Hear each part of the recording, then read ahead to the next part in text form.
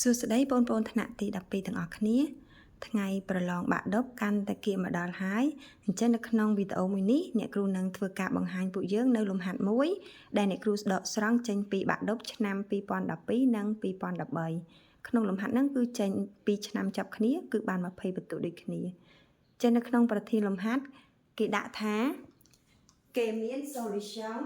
គេមាន solution 500 មីលីលីត្រអញ្ចឹង500 មីលីលីត្រហ្នឹងគឺជាមានរបស់ solution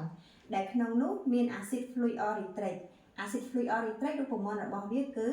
HF ប្រាប់ចំនួនម៉ូលមកចំនួន 0.06 ម៉ូលនិង solution sodium fluorua NaS ចំនួន 0.06 ម៉ូលរលាយសំណួរទី1គេឲ្យយើងកណនីកំហាប់ដើមនៃ acid fluoritric និង sodium fluorua ក្នុងល្បាយគិតជាម៉ូលក្នុង1លីត្រហើយទី2កណនីកំហាប់នៃអ៊ីយ៉ុងអ៊ីត្រូញ៉ូមនិងកណនី pH របស់ solution ហើយទី3គេសួរយើងថាតើល្បាយ solution ខាងលើនេះជា solution តំប៉ងដែរទេព្រោះអ្វីចឹងគេឲ្យ logarit នៃ 6.7 ស្មើ 0.8 តម្លៃការអាននៃ acid fluoritric ហ្នឹងគឺស្មើនឹង 6.7 គុណ10សេគុណដក4តើឥឡូវយើងចាប់ផ្ដើមមើលសម្រាយទាំងអស់គ្នាសំណួរទី1ហ្នឹងគឺគេសួររកកំហាប់ដើមរបស់ acid fluoritric និងកំហាប់ដើមរបស់ sodium fluorua ដែលនៅក្នុងសមត្ថកម្មហ្នឹងគឺគេប្រាប់មាត្រមកចំនួន500មីលីលីត្រហើយប្រាប់ចំនួនម៉ូលមក 0.06 ម៉ូលដូចគ្នាអញ្ចឹងទី1អ្នកគ្រូទៅរកកំហាប់ដើមរបស់ acid fluoritric ដែលយើងប្រើតាមរូបមន្ត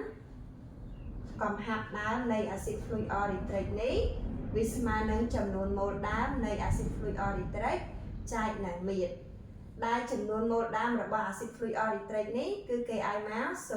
0.06 ម៉ូលហើយមាត្រ solution របស់យើងហ្នឹងគឺគេឲ្យមកចំនួន500មីលីលីត្រជាយើងត្រូវបំបែកទៅលីត្រស្មើនឹង 0.5 លីត្រធ្វើការចំនួនលេខយើងបាន 0.06 ចែកនឹង 0.5 តម្លៃរបស់វាគឺឃើញ 0.12 អង្សមួយទៀតយើងចាប់ផ្ដើមរកកំហាប់របស់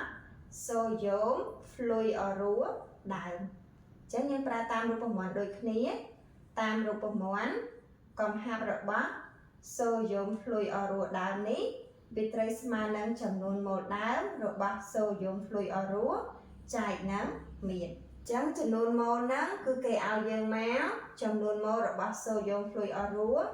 0.06 ម៉ូលហើយមាត្រគឺ500មីលីលីត្រដូចគ្នា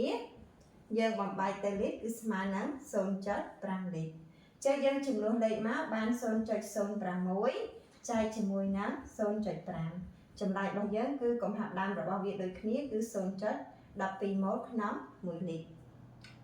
បន្តទៅដល់សំណួរទី2គឺគេសួររកកំហាប់អ៊ីយ៉ុងអ៊ីត្រូញ៉ូមហើយនិងតម្លៃ pH កណនីកំហាប់របស់អ៊ីយ៉ុងអ៊ីត្រូញ៉ូមហើយនិង pH ចាដើម្បីរកកំហាប់អ៊ីយ៉ុងអ៊ីត្រូញ៉ូមបានជំហានដំបូងគឺយើងត្រូវធ្វើការសរសេរសមីការសិនយើងសរសេរសមីការតាមប្រតិកម្មសរសេរសមីការតាមប្រតិកម្មជំហានទី1គឺយើងត្រូវយកអំបិល sodium fluorua របស់យើងនេះទៅបំបែកក្នុងទឹក sodium fluorua រលាយក្នុងទឹកបានទៅជាអ៊ីយ៉ុង sodium ជាមួយនឹងអ៊ីយ៉ុង fluorua សមីការទី1ចឹងកំហាប់របស់ sodium fluorua យើងរកឃើញគឺ 0.12 m បំបែកបានអ៊ីយ៉ុង fluorua ក៏ 0.12 m ដែរជំហានបន្តគឺយើងយក acid fluoritric ទៅប្រតិកម្មជាមួយទឹក acid fluoritric ហ្នឹងគឺជាអាស៊ីតខ្សោយអញ្ចឹងបូកទឹកសញ្ញាព្រួញទៅហើយមកវិញតួនាទីរបស់អាស៊ីតបោះបង់ប្រូតុងមកឲ្យទឹកបង្កើតទៅជាអ៊ីយ៉ុងអ៊ីត្រូញ៉ូមជាមួយនឹងអ៊ីយ៉ុង fluorua ចានេះជាសមីការទី2បន្ទាប់មកយើងចាប់ផ្ដើមប្រើតាមគោលការណ៍ ICE កំហាប់ដើមកំហាប់ប្រតិកម្មនិងកំហាប់លំនៅកំហាប់ដើមរបស់ acid fluoritric យើងរកឃើញ 0.12 m ចឹងទឹកភាពរុកជា L អត់ពាក់ព័ន្ធទេអ៊ីត្រូញ៉ូមក៏កើតអត់ទាន់មានទេគឺ0 ចំណែក ion fluoro នេះបានមកពីអំបិលខាងលើគឺ 0.12 អំបន្តមកទៀតកំហាប់ប្រតិកម្មយើងតាំងដោយ x យើងមើលលើមេគុណ acid fluoric មេគុណ1ចឹងបាន x អំ ion hydronium នេះមេគុណ1ដែរ x អំហើយ ion fluoro របស់យើងនេះក៏ x អំពេលលំនឹងខាងប្រតិករយក i ដក c អញ្ចឹងយើងបាន 0.12 ដក x ទាំងអស់នេះគិតជាអំធំហើយខាងកកើតយើងយក i បូក c អញ្ចឹង0បូក x បាន x អំនេះបាន 0.12 បូក x អំនៅពេលដែលយើងទទួលបានកំហាប់លំនឹងហើយយើងអាចដាក់រូបមន្តការ a យើងបានអញ្ចឹងតាមរូបមន្តការ a ទៅស្មើនឹងផលគុណកំហាប់អង្គធាតុកកើតលើអង្គធាតុប្រតិករអញ្ចឹងអង្គធាតុកកើតរបស់យើងគឺ ion hydronium គុណនឹងកំហាប់របស់ ion fluoro ហើយចែកឲ្យកំហាប់របស់ acid fluoric ដោយតម្លៃការ a ហ្នឹងគឺគេឲ្យមកស្មើនឹង 6.7 គុណនឹង10ស្វ័យគុណដក 4 អញ្ចឹងយើងធ្វើការចំនួនលេខមកគេបាន 6.7 គុណនឹង10ស្វ័យគុណដក 4 ស្មើអ៊ីត្រូញ៉ូមរបស់យើងនេះគឺ x ចំណែក x ដករបស់យើងនេះគឺ 0.12 បូក x 0.12 បូក x លើហាស់ s របស់យើងគឺ 0.12 ដក x មកដល់ត្រង់កន្លែងនេះបន្ទាប់ពីយើងដាក់រូបមន្តរួចហើយយើងត្រូវគិតកំហាប់ដើមហើយនឹងតម្លៃការ a តើយើងគួរចោល x ឬក៏អត់ចឹងដើម្បីដឹងថាយើងគួរចោល x ឬអត់គឺយើងធ្វើការធៀបកំហាប់ដើមរបស់យើងនេះមក 0.12 ហ្នឹងគឺជាស្មើនឹង12គុណ10សេគុណដក 2ចំណែកតម្លៃការ a របស់យើងគឺយើងបំលែងទៅបាន67គុណនឹង10ស្វ័យគុណដក 5ចឹងយើងធ្វើការប្រៀបធៀបកំហាប់ដើមហើយនឹងការ a បើសិនជាវាខុសគ្នាដល់ទៅ10ស្វ័យគុណ3ដងហើយគឺយើងអាចធ្វើការចោល x ដកហើយនឹង x បូកនេះបានហើយអញ្ចឹងយើងមើលរបស់យើងជាក់ស្ដែងមកកំហាប់ដើមរបស់យើង10សេគុណដក 2ដល់ពេលតម្លៃការ a របស់យើង10សេគុណដក 5អញ្ចឹងមានថាវាខុសគ្នាដល់ទៅ1000ដងហើយអញ្ចឹងកន្លែងនេះយើងអាចធ្វើការចោល x បូកហើយនឹង x ដកបានប៉ុន្តែមុននឹងយើងចោលគឺយើងត្រូវរៀបរាប់ប្រាប់គេបន្តិចដោយយើងដាក់ថាដោយ x មានតម្លៃតូចពេកនោះ 0.12 ដក x យើងចោល x គឺយើងយក 0.12 ហើយនឹង 0.12 បូក x ក៏យើងចោល x ដែរគឺយើងយក 0.12 ចាប់បន្ទាប់ពីយើងរៀបរាប់ប៉ុណ្ណឹងហើយគឺយើងអាចចំនួនចូលរូបមន្តរបស់យើងបាននោះ 6.7 គុណនឹង10ស្វ័យគុណដក 4 ស្មើកន្លែងនេះយើងចោលបូក x អញ្ចឹងយើងនៅសល់ x គុណនឹង 0.12 អញ្ចឹងវាបាន 0.12x ភាគបែករបស់យើងចោលដក x អញ្ចឹងយើងនៅសល់ 0.12 អញ្ចឹង 0.12 ជាមួយ 0.12 អស់នាំឲ្យ x របស់យើងនេះគឺស្មើនឹង 6.7 គុណនឹង10ស្វ័យគុណដក 4 ចឹង x របស់យើងនេះគឺជា ion hydronium ចឹងយើងបានចម្លើយរបស់ ion hydronium មួយហើយគឺមានតម្លៃ 6.7 គុណ10សេគុណដក 4 អំបន្តមកទៀតគឺយើងចាប់ផ្ដើមគណនា pH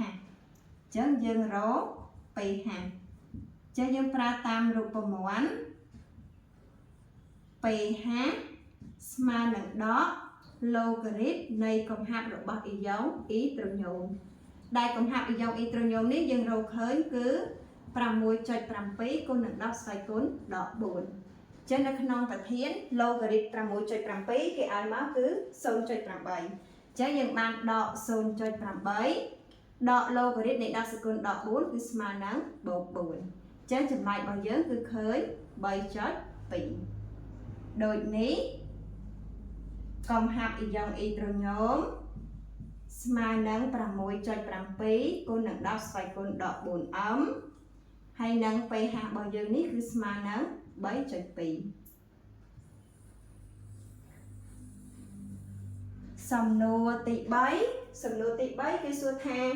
តើល្បាយ solution របស់យើងនេះជា solution តាំប៉ុងដែរឬទេព្រោះអ្វីចឹងទី3តើល្បាយរបស់យើងនេះជា solution តាំប៉ុងដែរឬទេព្រោះអ្វីដើម្បីធ្វើការឆ្លើយសំណួរទី3នឹងបានតើបងប្អូនយល់សែនថាអ្វីទៅដែលហៅថា solution តាំប៉ុងជា solution តាំប៉ុងគឺជាល្បាយនៃ solution អាស៊ីតខ្សោយ ជាមួយនឹងបាសឆ្លាស់ឬក៏បាសខ្សោយជាមួយនឹងអាស៊ីតឆ្លាស់ដែលប្រភេទគីមីទាំងពីរហ្នឹងគឺវាមានកំហាប់ស្មើគ្នាឬក៏ប្រហាក់ប្រហែលគ្នាជាក់ស្ដែងលំហាត់របស់យើង HF របស់យើងនេះគឺជាអាស៊ីតខ្សោយចឹងដល់ពេលលំនៅកំហាប់របស់វាគឺ 0.12 ដែល x នេះគឺយើងចោលចំណែក s ដកហ្នឹងគឺជាបាសឆ្លាស់របស់វាអញ្ចឹងគឺជាគូរបស់អាស៊ីតហ្នឹងហើយនៅពេលលំនៅគឺវាមានតម្លៃ 0.12 ដែរដែលយើងចោលបូក x ចឹងអញ្ចឹងមានន័យថាអាស៊ីតខ្សោយរបស់យើងហើយនឹងបាសឆ្លាស់របស់យើងនេះគឺមានកំហាប់ស្មើគ្នាចឹងបញ្ជាក់ថាល្បាយរបស់យើងនេះគឺជា solution តង់តង់អញ្ចឹងយើងដាក់មកល្បាយនេះជា solution តង់តង់ព្រោះកំហាប់របស់អាស៊ីត fluoric ដែលជាអាស៊ីតខ្សោយវាស្មើនឹងកំហាប់របស់អ៊ីយ៉ុង fluoric ដែលជាបាសឆ្លាស់របស់វាគឺមានតម្លៃ 0.12m ចឹងសម្រាប់លំហាត់របស់យើងគឺអ្នកគ្រូបានបកស្រាយចប់ហើយសង្ឃឹមថាបងប្អូននឹងយល់ហើយអាចធ្វើបានសូមអរគុណបងប្អូនហើយយើងនឹងជួបគ្នានៅក្នុងវីដេអូក្រោយៗទៀត